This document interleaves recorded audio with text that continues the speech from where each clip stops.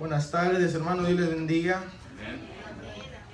El día de hoy estaremos enfocándonos en el capítulo 5 de Eclesiastés, versos 1 al 17.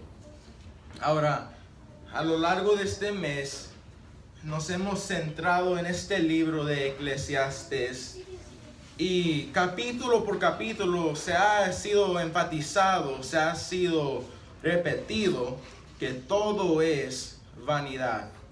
Y todo debajo del sol es vanidad y aflicción del espíritu. Antes de comenzar a leer, quisiera enfocarme un poco más sobre la vida del rey Salomón. Y aunque el libro de Eclesiastés no se le menciona específicamente su autor, se le da crédito y se cree que el rey Salomón fue quien lo escribió. Ahora, a todos de nosotros nos gustan por naturaleza las películas, las historias con un gran final feliz. No nos importa que en la película haya tristezas, haya lágrimas y saquemos ahí el Kleenex con tal que haya un final feliz. Con tal que se salven todos, con tal que el muchacho se case con la heroína o la muchacha con el héroe. A nadie le gusta que al final el bien pierda y el mal gane. Y desafortunadamente la vida real no es así. Y conforme vamos avanzando nosotros en la vida y vamos viviendo, vamos a ir descubriendo lo que el rey Salomón hace miles de años atrás descubrió. Que en el mundo, en la sociedad en el cual nos rodea, parece ser que el mal es el que triunfa. Volteamos a ver a nuestro alrededor que hay robos, hay injusticias, hay desastres, hay maldad y hay muerte causado por mano de hombre. Y la vida del rey fue muy diferente en comparación a una película con un gran final feliz. Salomón se había dado cuenta de que la mayoría de todos los años que él pasó en la tierra fue de vanidad. Salomón, una vez lleno de sabiduría, de amor y devoción para el Señor, comenzó a llenar su vida con los placeres de la carne y persiguió el deseo del hombre solo para darse cuenta de que todo era vanidad. Primera de Reyes 10:23 dice: así excedía el rey Salomón a todos los reyes de la tierra en riquezas y en sabiduría. Y en resultado, su corazón se había apartado del Señor. Hoy en día, nuestra sociedad se caracteriza por la frase: solamente vives una vez. Solamente vives una vez. O sea, diviértate todo lo que puedas el día de hoy porque mañana morirás. Disfruta la vida. Y podemos ver que esto ha sido implementado y continúa siendo implementado a través de los comerciales, de los anuncios, del radio, de las redes sociales. Y el énfasis que actualmente el mundo le está dando a la vida de nosotros, a la vida de los jóvenes, se puede llamar con esta palabra filosófica hedonismo. Hedonismo, que significa buscar la satisfacción propia. La persona hedonista es la persona que está tratando de encontrar en el placer la felicidad. La persona hedonista es la persona que está tratando de encontrar en el placer su propósito y el significado de su vida. El rey Salomón también buscó la satisfacción de la vida a través del placer y además con tremendos recursos financieros. Pero ¿qué fue lo que descubrió el hombre más sabio y más rico de la historia? ¿Qué fue lo que descubrió el hombre más poderoso en aquella época podría haberse dado él todos los gustos y todo lo que él quería realmente él lo pudo agarrar, realmente él lo pudo obtener. Y Dios nos presenta a este hombre en la Biblia para que sea un ejemplo de una persona a quien Dios le permitió tener sabiduría, tener toda la sabiduría, tener toda la inteligencia, tener todo el oro, tener todo el poder militar, todo el poder que existía, y que nosotros pudiéramos aprender a través de este hombre que es mentira que el mundo nos pueda ofrecer la respuesta a la felicidad o al sentido y propósito para nuestras vidas. Salomón, el quien lo tenía todo, concluyó en el capítulo 1 de Eclesiastes que todo lo cual él observó debajo del sol fue absolutamente un ciclo en la vida. Todo es un ciclo. Todo sale de un punto y regresa. El sol sale y vuelve a regresar. La tierra da un giro y regresa a su mismo punto. Y el ser humano también vive y camina en ciclos. Y el camino del placer es el camino más equivocado que podamos nosotros tomar. Salomón nos dice en el capítulo 2 de Eclesiastes: dije yo en mi corazón, ven ahora, te probaré con alegría y gozarás de bienes. Mas he aquí, esto también era vanidad. A la risa dije, enloqueces, y al placer, ¿de qué sirve esto? Veamos nosotros de que Salomón llevó el placer al extremo. Y cuando nosotros llevamos el placer al extremo, cuando nosotros nos salimos de los parámetros y convertimos la libertad a la libertinaje, entonces comenzamos a descubrir una gran vaciedad en nuestro corazón.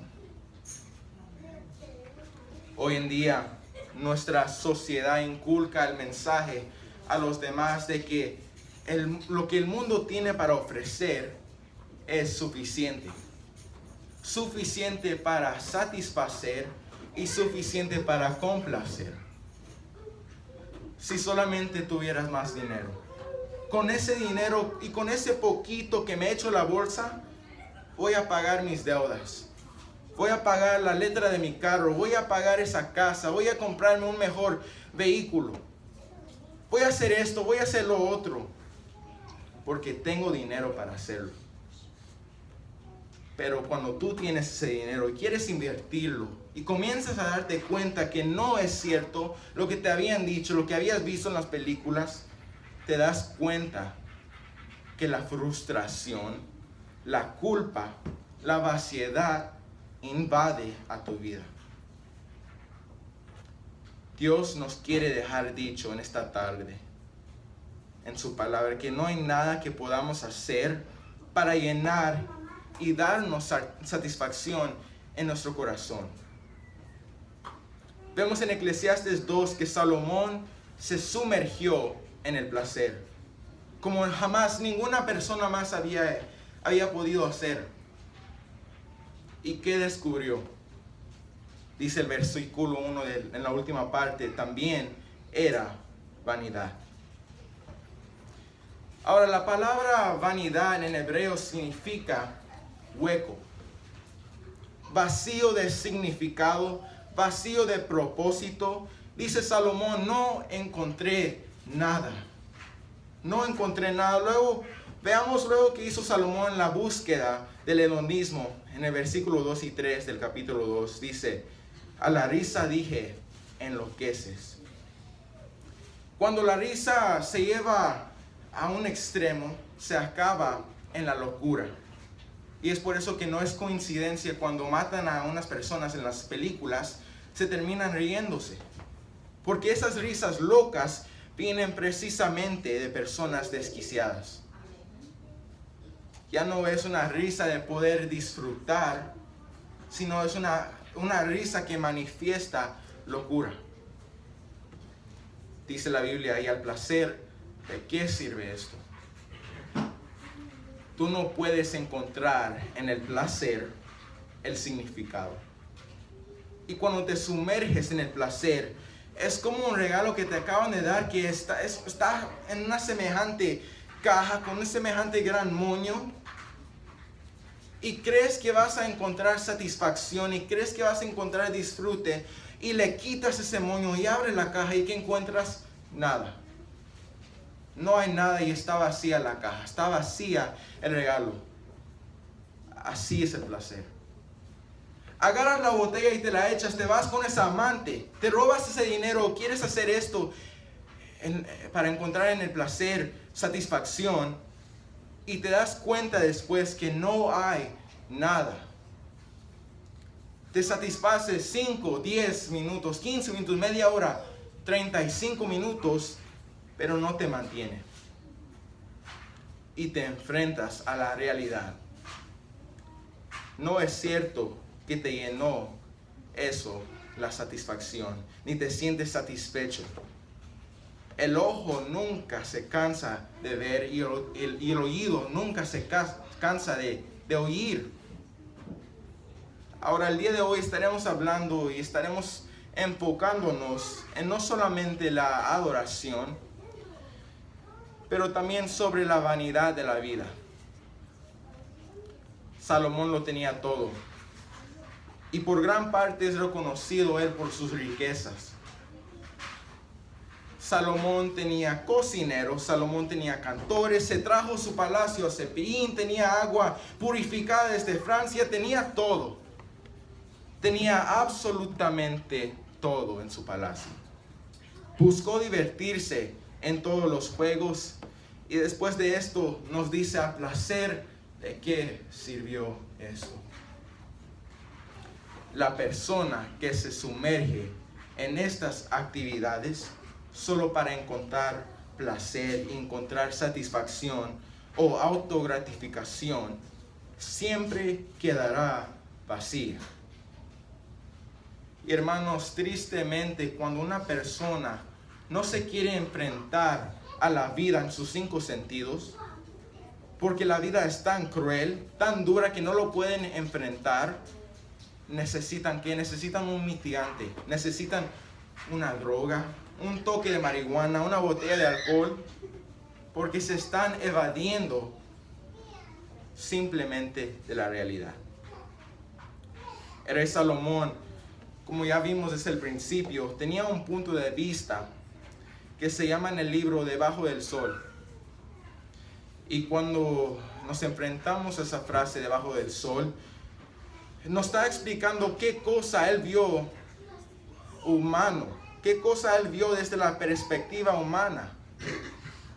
Y cuando nos elevamos arriba del sol, o sea, cuando volteamos a mirar hacia Dios, hacia arriba, y no hacia abajo, es cuando empezamos a tener respuestas. Y por eso es triste que una persona trate de vivir en esta vida sin Dios, que no tenga realmente una seguridad, que no tenga convicciones, que no tenga dirección, porque es una persona como un barco sin ancla en un mar tempestuoso.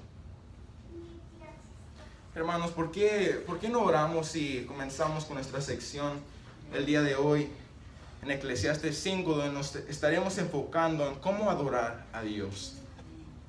La verdadera adoración, la adoración adecuada. Oremos. Señor, gracias por esta mañana. Gracias, Señor, por esta tarde, y pido por este tiempo, Señor, que seas tú obrando.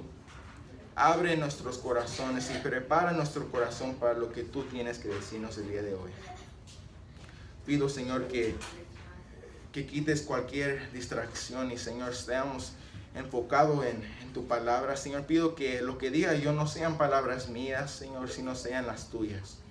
Tus palabras que fluyen de mi boca. Gracias, Señor, por lo que tú has hecho, y te amamos y pedimos todo este tiempo y dejamos este servicio en tus manos. En el nombre de Jesús te lo pedimos. Amén y amén. ¿Por qué no abran conmigo en Eclesiastes capítulo 5 y empezamos a leer en el verso 1?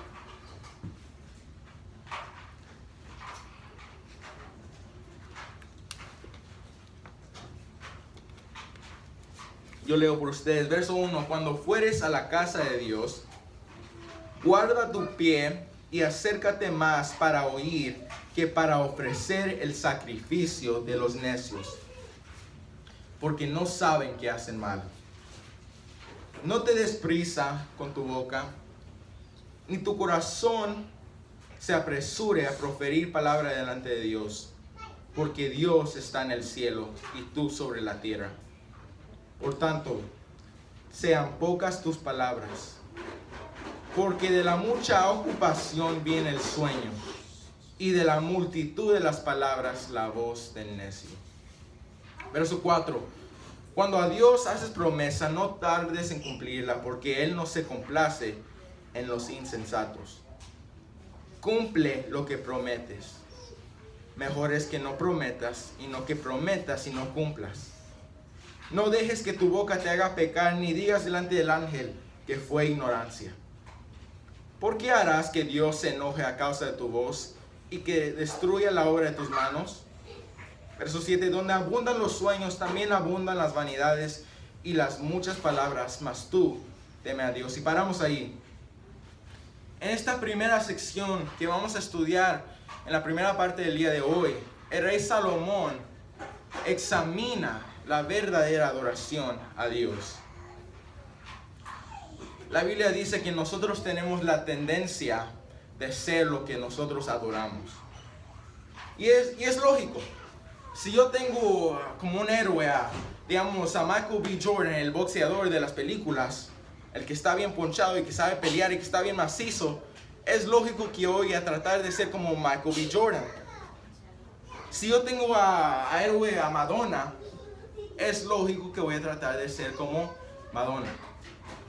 Si mi heroína es un artista, un político, un atlético, por lo que sea, es lógico que trate de ser semejante a esa persona que yo considere importante. Si yo sigo a Jesús, es lógico que yo quiera ser como Jesús. Entonces, semejantes somos a lo que adoramos. Vayamos a Juan capítulo 4. Vayamos a Juan 4. Jesucristo al bajar al mundo tuvo esa intención de establecer en el ser humano la adoración. Hermanos, ¿por qué fuimos creados? Para adorar a Dios. En Juan 4 se encuentra a Jesús con una mujer que era inmoral y despreciada por la sociedad. Llevaba ¿cuántos matrimonios? 5. Llevaba 5 matrimonios. Y más aparte, el hombre que ella estaba viviendo con no era su esposo. O sea, vivía en fornicación, vivía en adulterio. Era una mujer que ninguna persona tendría ganas de tenerla como su mejor amiga, sino solamente los inmorales.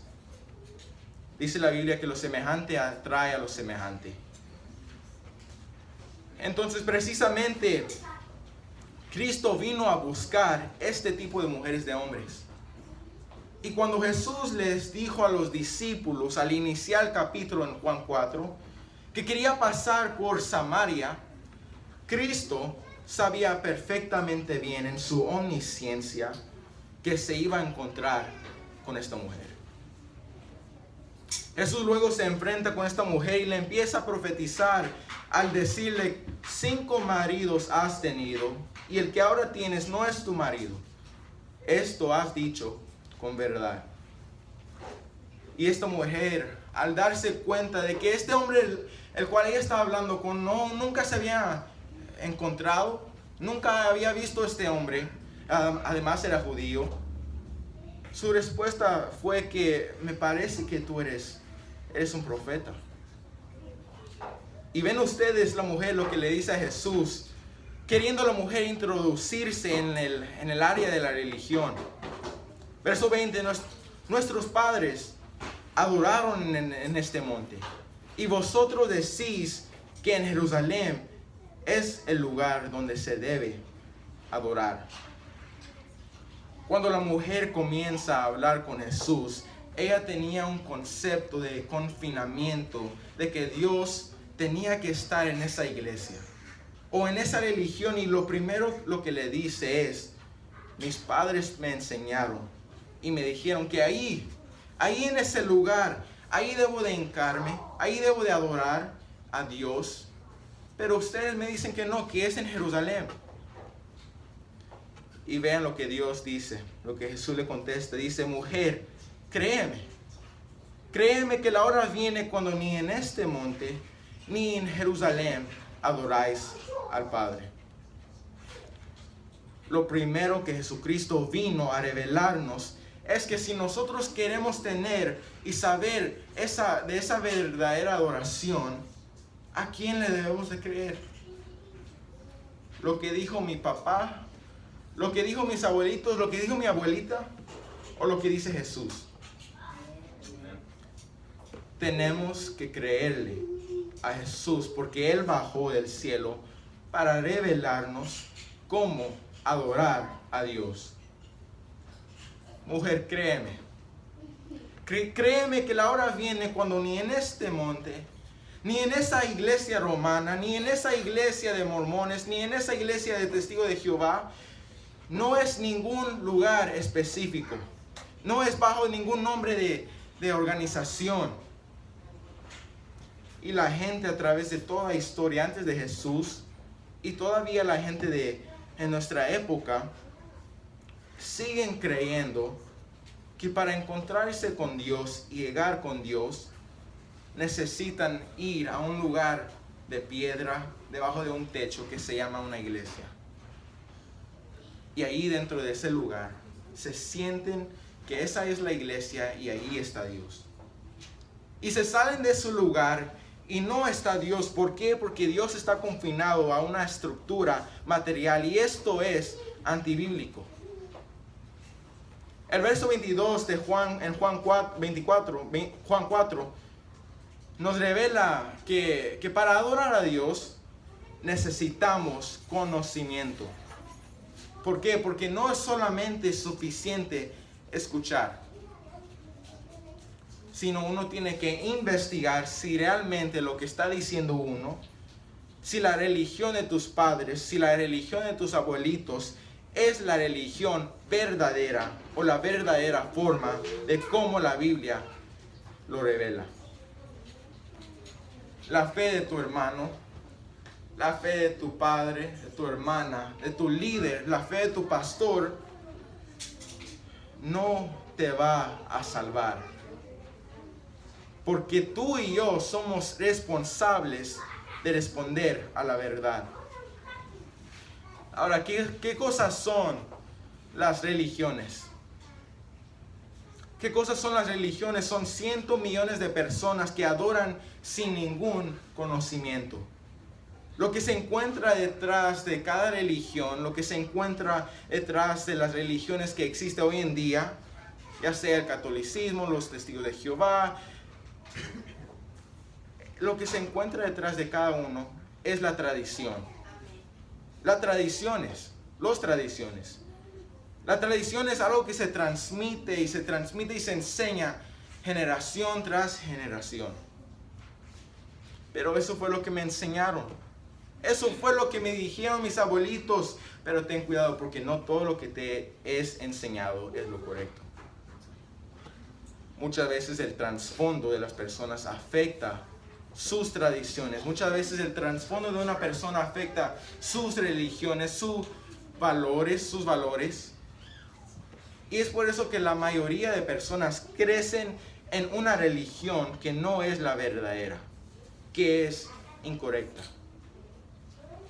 Y Jesucristo dice en el verso 23, mas la hora viene, y ahora es, cuando los verdaderos adoradores adorarán al Padre en espíritu y en verdad. Aquí está la definición de qué es un cristiano. Un cristiano es un verdadero adorador. Es una persona que adora verdaderamente. El quien con conocimiento sabe a quién adora. Sabe a quién se está acercando.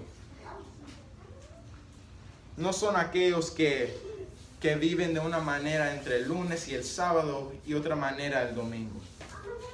Que viven una vida falsa. Que asisten el domingo solamente para cumplir con sus requisitos. Y al terminar el verso 23 dice así Juan: porque también el Padre tales adoradores busca que le adoren. Dios está buscando quienes le adoran como Él manda. Y si tú crees por el hecho de asistir el domingo y cantar las letras que se ponen aquí en la pantalla te hace un adorador, estás equivocado. Ahora, cuando llegamos aquí en la iglesia el día de hoy, Dios ve a cada uno de nosotros en qué espíritu venimos. Fíjense ustedes, la primera actividad que hacemos en la iglesia cada domingo, lo primero que hacemos cada domingo al iniciar el servicio es orar. La primera actividad que hacemos como iglesia es la oración. El último sábado de cada mes hemos empezado a pasar tiempo juntos como iglesia orando. ¿Por qué? Porque la oración es una forma muy elevada de realmente llegar, prepararte. Y traigo tantas cargas, tengo tantas luchas, tantas cargas de la escuela, y allí donde 2 o 3 estemos, empezamos a orar y empezamos a preparar nuestro corazón y dejamos el servicio en las manos del Señor para que el Señor obre y no permita que ninguna distracción nos distraiga de la adoración verdadera. La oración es la parte más importante de la adoración. El Padre busca adoradores que en espíritu y en verdad le puedan adorar. Vayamos y regresamos a Eclesiastes 5 y veamos lo que Salomón comienza diciendo. Y dice que cuando fuéramos a la casa de Dios, en el Antiguo Testamento había un lugar específico que se llamaba el tabernáculo. Primero fue el tabernáculo, después fue el templo que construyó Salomón. Y por su muerte en la cruz, por la muerte de Jesús, ya no hay ningún lugar donde se pueda confinar a Dios geográficamente. Ahora ya somos nosotros quienes como iglesia nos reunimos para adorar y aprender juntos. No es el edificio, sino somos nosotros la iglesia. Nos vamos a la calle, nos vamos aquí en la esquina y ahí está la iglesia. Nos vamos al monte y ahí está la iglesia. La iglesia somos nosotros los miembros, no el edificio. Hechos 17, 24, 27. Dios no habita en templos hechos por manos de hombre, sino Dios quiere buscar la adoración en nuestro corazón. Y tristemente muchas personas que asisten a una iglesia, en lugar de enfocarse en la palabra y lo que se está diciendo enfrente, buscan la comodidad. Buscan si está bonito el lugar, si está adornado. No vienen a adorar a Dios. Y Dios ve su corazón. Dios ve tu corazón. Y lo primero que se nos dice en Eclesiastes 5 es que cuando nosotros nos acerquemos, cuando nosotros entremos, nos acerquemos para escuchar bien. Porque cuando uno va a un lugar para reunirse los domingos, a la iglesia, vas a escuchar su palabra. Tenemos que escuchar, pero ¿cómo puedes escuchar a la voz de una persona si te encuentras en un cuarto ruidoso, con personas hablando, con otros gritando, con los bebés llorando, con la música, todo lo que da? aprendamos a relajarnos y quedarnos quietos y escuchar la voz de Dios. El mundo y la sociedad en la cual nosotros vivimos se ha vuelto increíblemente ruidoso. Y como humanos estamos constantemente en movimiento y apresurándonos para ir de un lugar a otro, en lugar de sentarnos. ¿Y qué pasa? Nos olvidamos de escuchar la voz de Dios. Nos olvidamos de escuchar la voz de Dios. Aprendemos a vivir en silencio. ¿Cuánto tiempo estuvo Moisés en el desierto?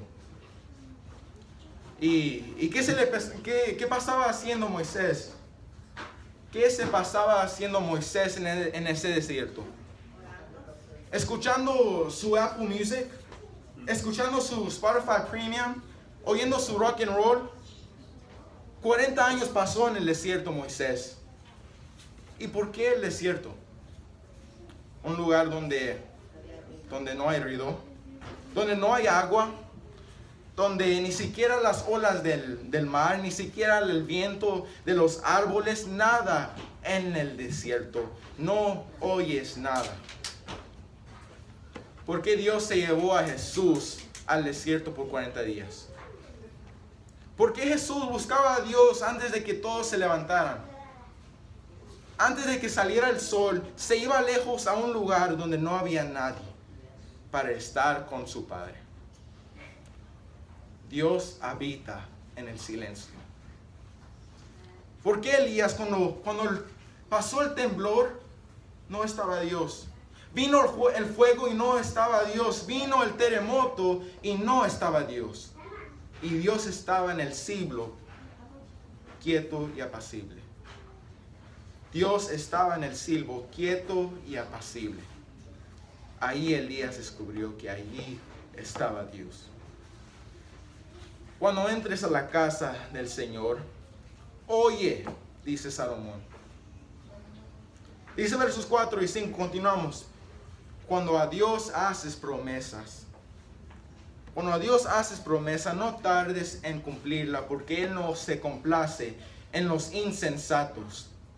Cumple lo que prometes, mejor es que no prometas, y no que prometas y no cumplas. Muchas personas llegan a la iglesia y dicen, ¡ay, qué sermón tan bonito! Y Señor, te prometo que ya no vuelvo a decir esto. Te prometo que ya no vuelvo a decir el otro. Hacer esta cosa. Y todo lo que estás diciendo, Dios te está oyendo. Mira lo que dice Deuteronomio 23:21. Y veamos que Dios toma en serio lo que uno se le sale de la boca.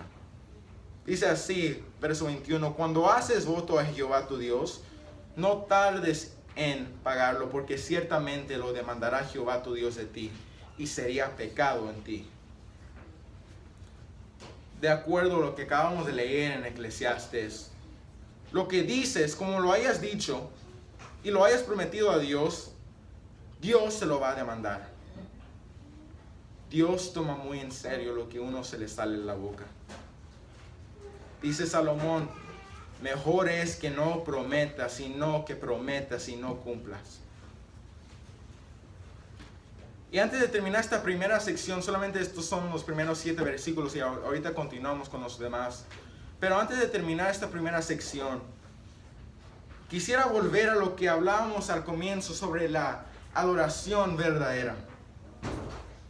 Ahora, hoy en día las grandes marcas y empresas como Gucci, como Dior, como Chanel, como Louis Vuitton, como Burberry, son conocidas por su ropa cara y lujosa.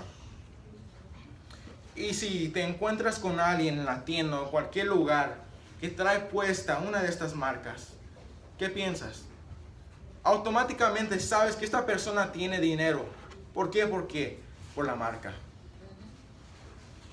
Pero nosotros, hermanos, vivimos en una sociedad, en un mundo donde nos hemos acostumbrado a las imitaciones. A cosas que se ven bien y real, pero no son lo verdadero. pero se ven genuino y en resultado lo compramos. Por cierto, muchas de las marcas que mencioné un segundo atrás, como el Gucci y Chanel, tienen su propia imitación. Tienen su propia imitación, que son falsificaciones perfectas, que se ven genuinos, pero no son genuinos. Y gente va y la compra para parecer como si estuvieran usando esa marca propia. Y nos acoplamos y nos acostumbramos a imitaciones de ese tipo, que nos satisfacen el deseo de impresionar a los demás con un super logo, que aunque sabemos que no es de a de veras, pero parece de a de veras. Y hermanos, yo me pregunto, si por ser una sociedad consumista en donde nos conformamos con imitaciones, si a veces como cristianos nos pasará lo mismo, que nos conformamos con menos de lo que es genuino. Y les pregunto, hermanos, ¿es tu adoración genuino? ¿Es tu adoración verdadero o es una imitación de lo que debe ser la adoración? Ahora, hermanos, ¿por qué no continuamos con el versos 8 al 17? Verso 8 dice: si opresión de pobres y perversión de derecho y de justicia vieres en la provincia, no te maravilles de ello, porque sobre el alto vigila otro más alto, y uno más alto sobre ellos.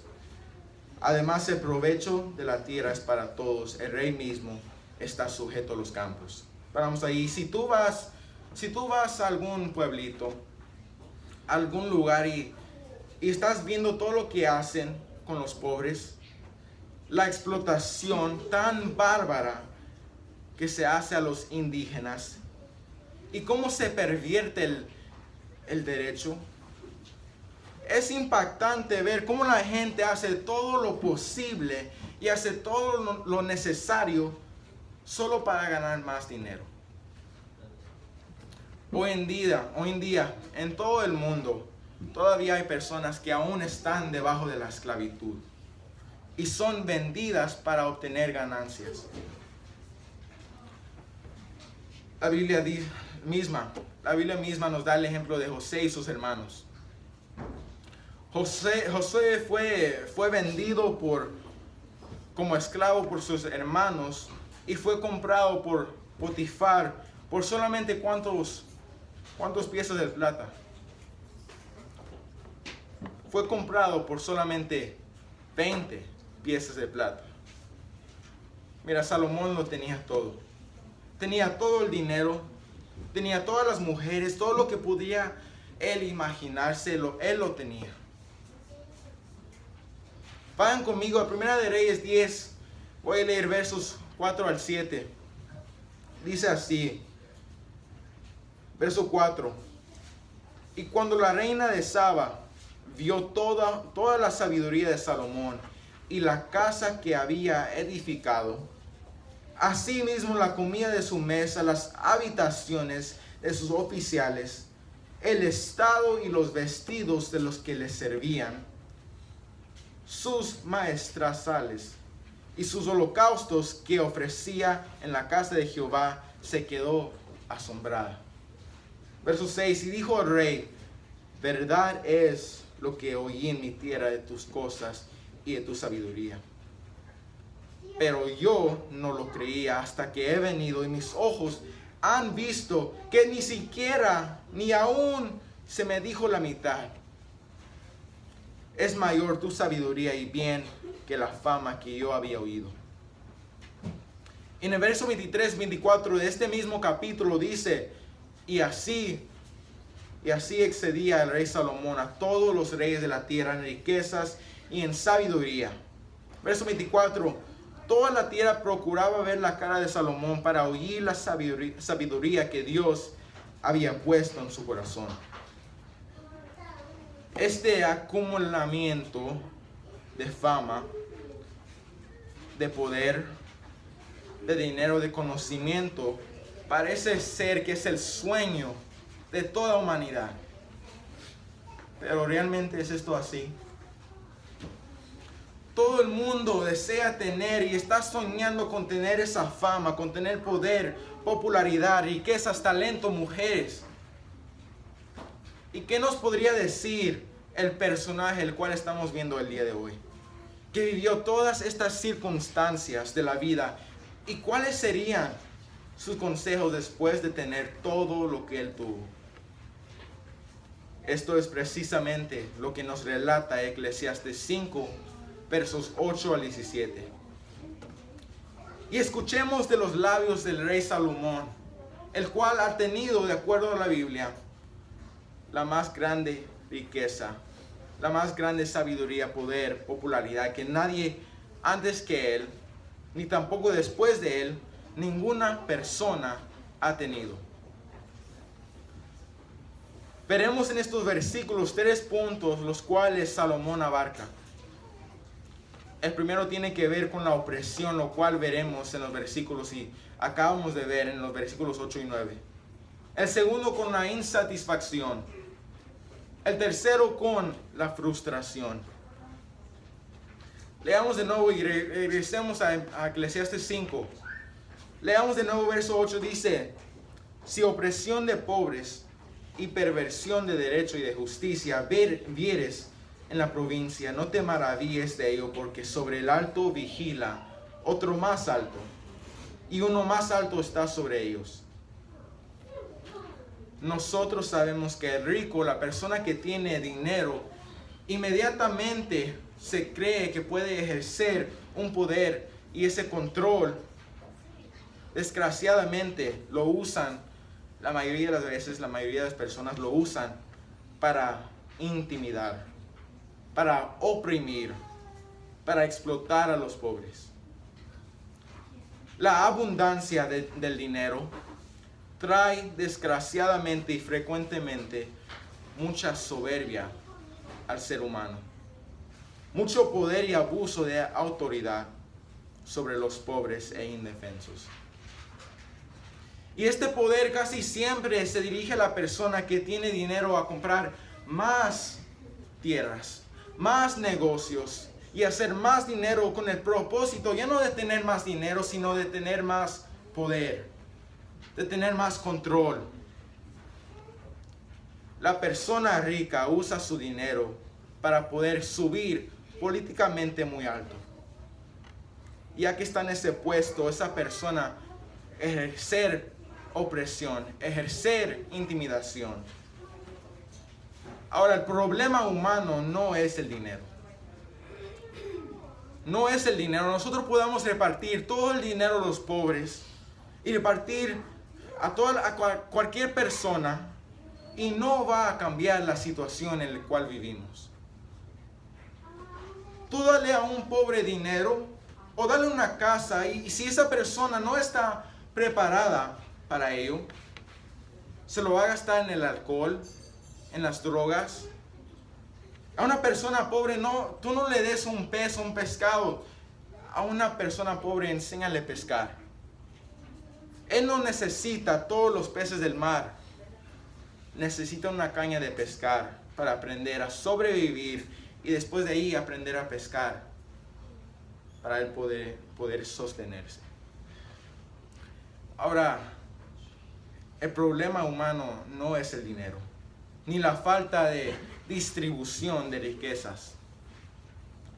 1 Timoteo 6:17 dice: a los ricos de este siglo manda que no sean altivos, ni pongan la esperanza en las riquezas, las cuales son inciertas, sino en el Dios vivo, que nos da todas las cosas en abundancia para que las disfrutemos.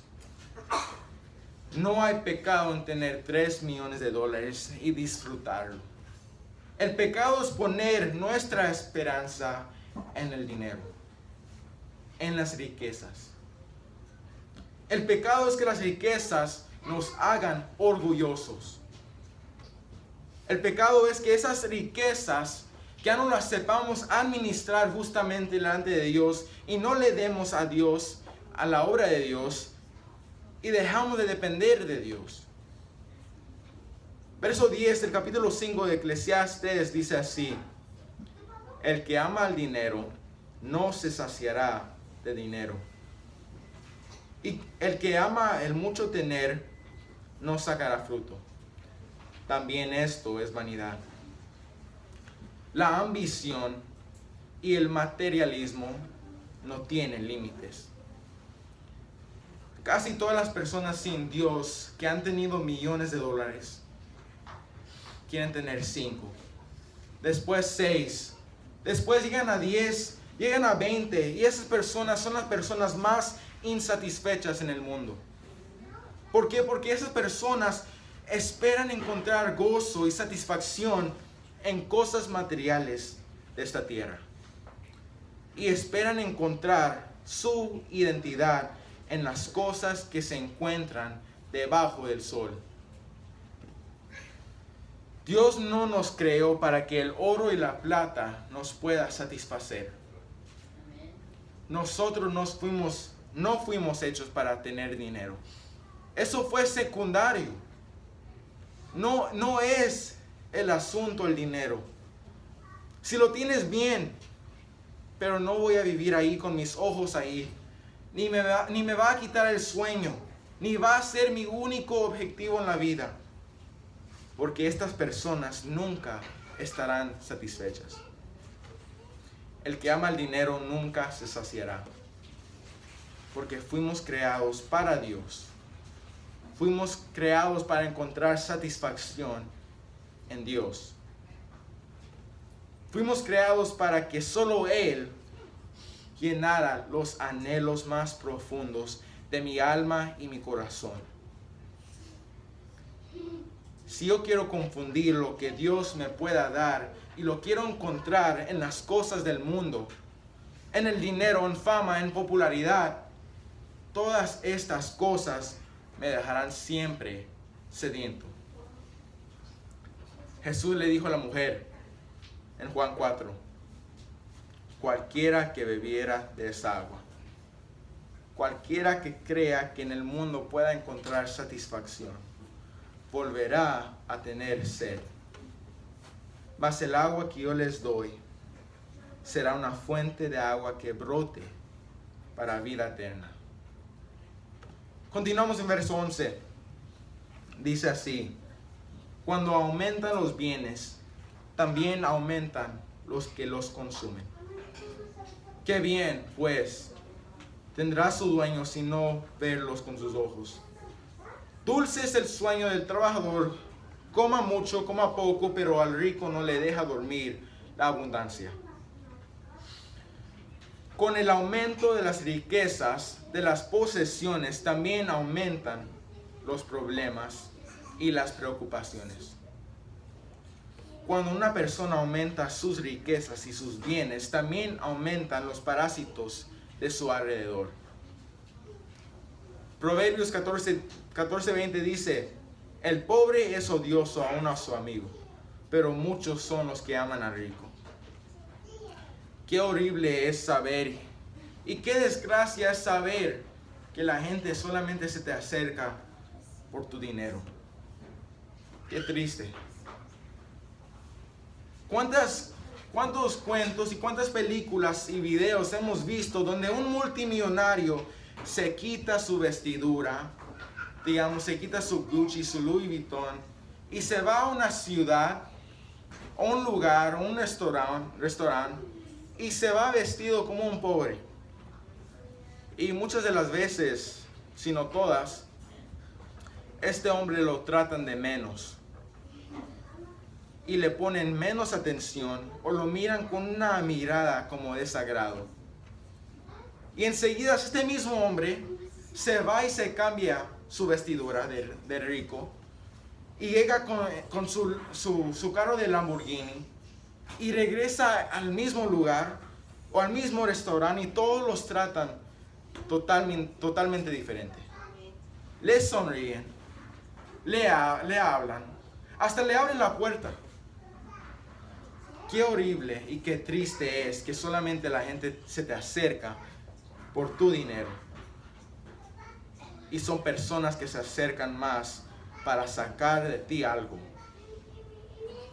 Proverbios 19:4, las riquezas atraen muchos amigos, pero el pobre es apartado de su amigo. Por afuera, la vida del rico ambicioso parecería feliz y tranquilo, pero interiormente vive frustrado, vive insatisfecho y lleno de soledad.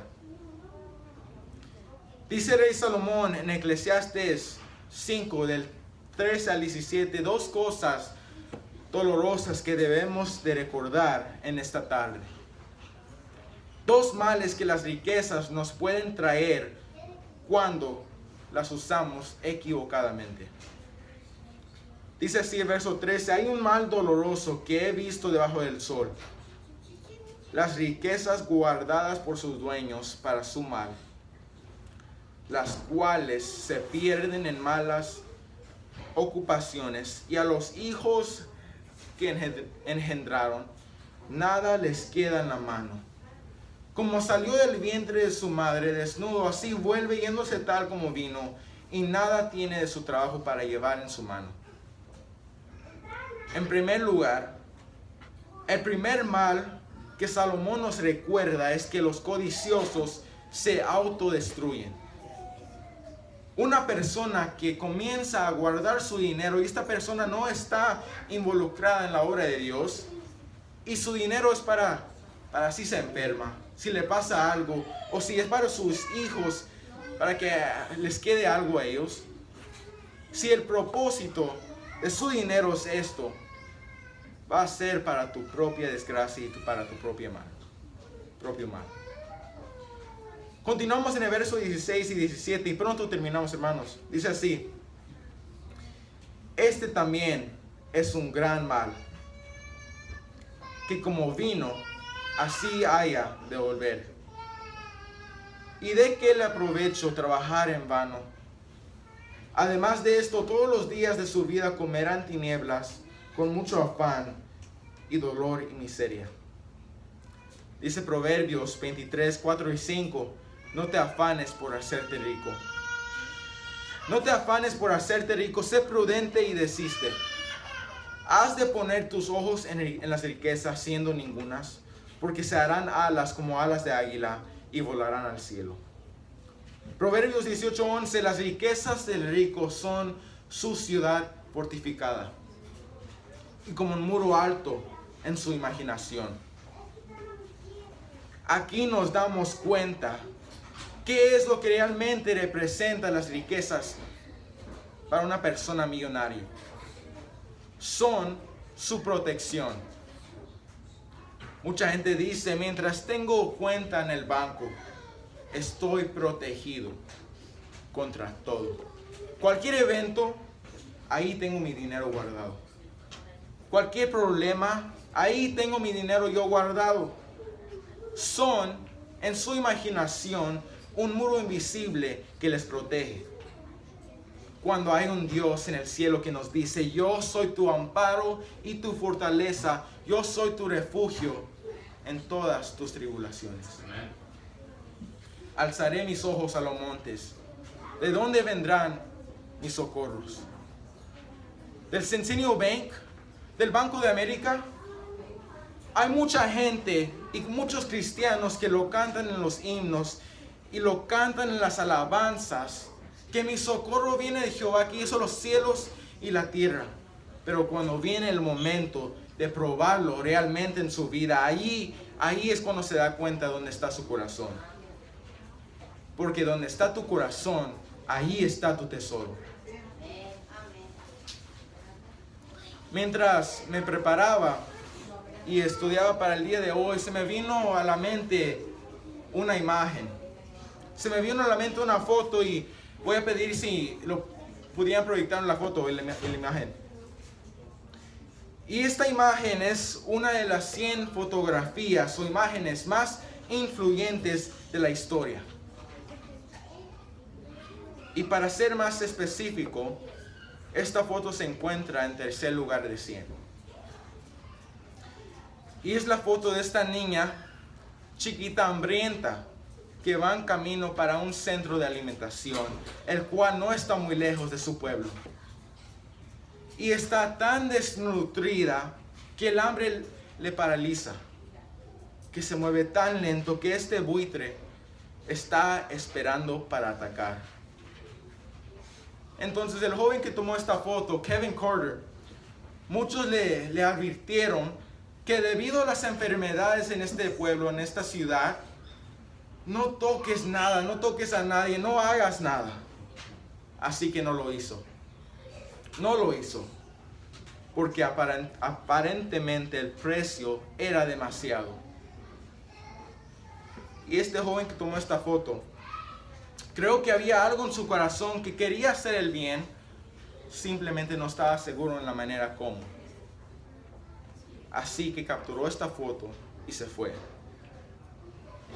Y no tanto después que había tomado esta foto, él fue reconocido y premiado con el premio Pulitzer. En inglés se titula el Pulitzer Prize. Y el Pulitzer Prize es el premio que es considerado como el más alto honor nacional en periodismo impreso, logros literarios, en composición musical. Kevin Carter, el joven que capturó esta imagen, ganó fama y ganó dinero. Y 4 meses después de recibir este premio, se quitó su vida. Este hombre que tomó esta foto tuvo éxito. Ser premiado con el Pulitzer Prize es uno de los mayores honores que un fotógrafo pudiera tener. Pero obviamente no fue suficiente. No fue suficiente. Entonces, ¿qué va a ser suficiente para usted? El éxito es genial. Puedes hacer muchas cosas con el éxito, pero no va a ser satisfactorio.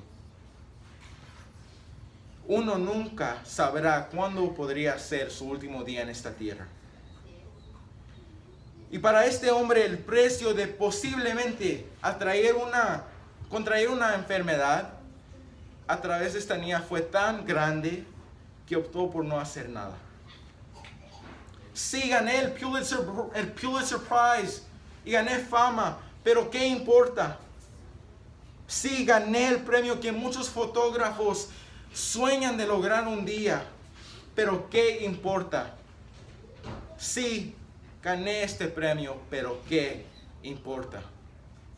¿Qué importa? Y creo que una de las mayores tragedias de la vida es que un día miraremos hacia atrás y diremos, tuve éxito en cosas que no importan.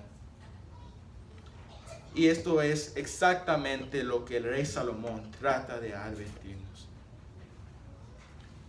Todo debajo del sol es vanidad. Y uno no puede encontrar satisfacción eterna en las cosas debajo de este mundo, debajo de este sol.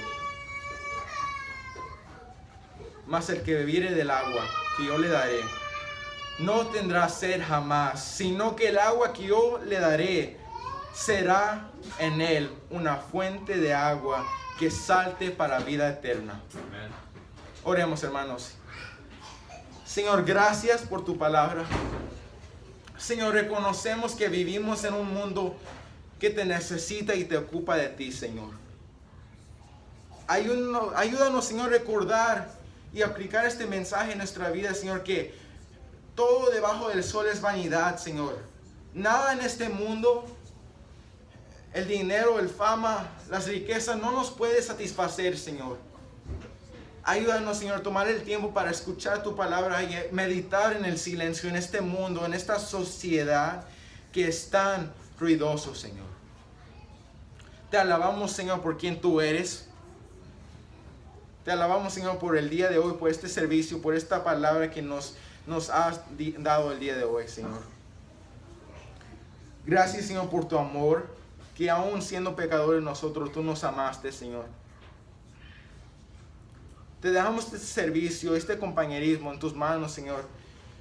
En el nombre de Jesús, te pedimos todas estas cosas. Amén y amén.